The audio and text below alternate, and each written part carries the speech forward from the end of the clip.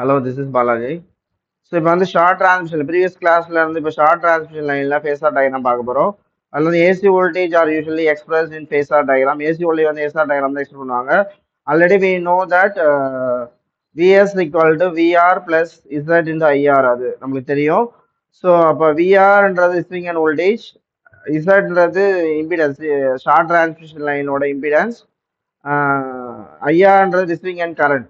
So vs வந்து எப்படி calculate பண்ணோம்னா, first of all lagging power ஃபேக்டராக இருக்குன்னு வச்சுக்கோங்க. ஃபர்ஸ்ட் ஃபேஸார் டயக்ராம் ட்ரா பண்ணுறப்ப விஆர் ட்ரா பண்ணிடணும். விஆர் ட்ரா பண்ணிட்டு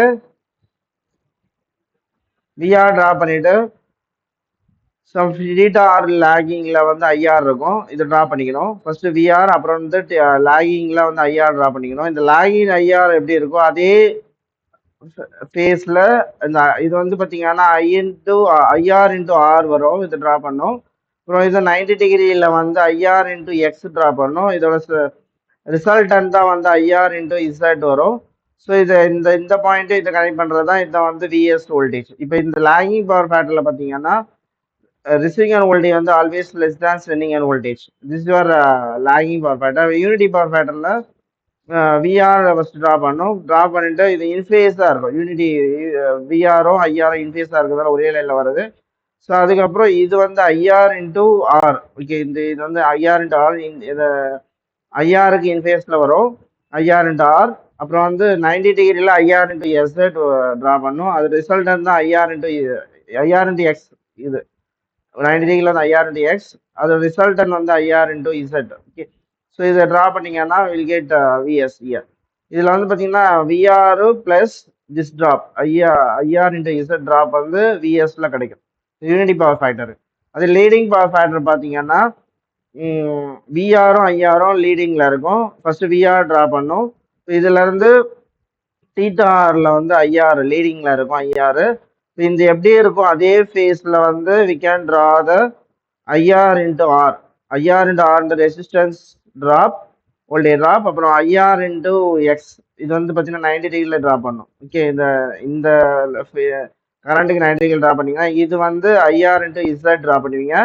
அப்போ இதை கனெக்ட் பண்ணுறப்ப இந்த 0 பாயிண்ட்லேருந்து இதை கனெக்ட் பண்ணுறப்ப விஎஸ் இங்கே வரும். இதில் வந்து விஆர் வந்து கிரேட்டர் தான் விஎஸ்ஸாக இருக்கும். ஓகே, இந்த எஃபெக்ட் பேர் ஃபெரான்டி எஃபெக்ட் சொல்லுவாங்க. விஆர் வந்து கிரேட்டர் தான் விஎஸ்ஸாக இருக்குது, ஃபெரான்டி எஃபெக்ட்.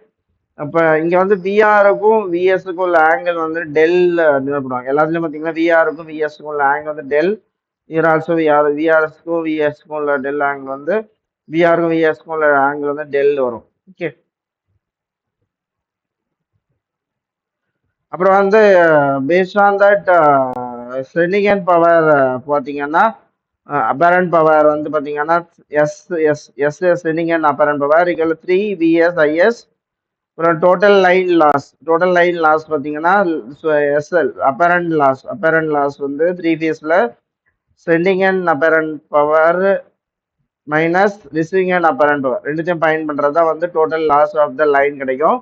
இதோட டிரான்ஸ்மிஷன் லைன் எஃபிஷியன்சி வந்து பார்த்தீங்கன்னா eta equal to PR divide by PS வரும். பிஆர்ன்றது ரிசீவிங் அண்ட் பவர், பிஎஸ்ன்றது சென்டிங் அண்ட் பவர்.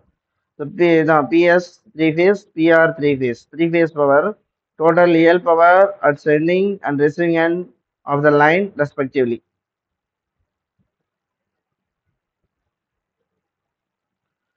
ஸோ இப்போ பார்த்து வந்து ஷார்ட் டிரான்ஸ்மிஷன் லைன் பார்த்தோம்.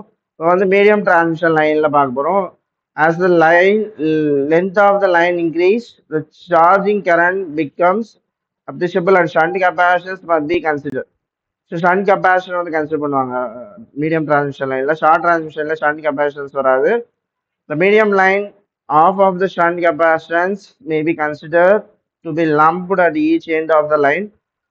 Can be nominal pi model. இப்போ இதில் வந்து பார்த்தீங்கன்னா பை மாடல், டி மாடல் ரெண்டு மெத்தடில் மீடியம் டிரான்ஸ்மிஷன் லைன் ட்ரா பண்ணலாம். இதில் வந்து பார்த்தீங்கன்னா இம்பிடன்ஸ் வந்து லம்ப்டாக எடுத்துப்பாங்க.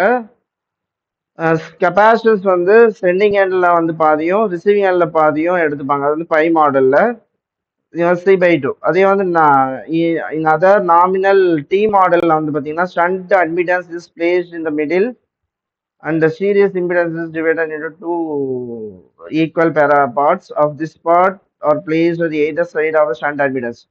நடுவுல இருக்கிறது வந்து கெப்பாசிட்டன்ஸ் லம்ப்டா எடுத்துப்பாங்க. இம்பிடன்ஸ் வந்து பார்த்தீங்கன்னா, ஸ்ப்ளிட் பண்ணி எடுப்பாங்க. இதுதான் வந்து மீடியம் டிரான்ஸ்மிஷன் லைனுக்கும் மீடியம் டிரான்ஸ்மிஷன் லைனோட பை மாடல் இது. இது T model. Okay. We can discuss that each model parameters.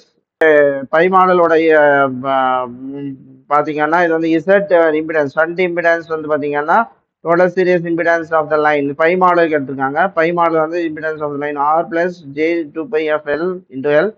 Admittance வந்து ஷண்ட் அட்மிட்டன்ஸ் வந்து of the line G plus J two pi F C into L. ஆர்ன்றது small R is line resistance per phase per kilometre.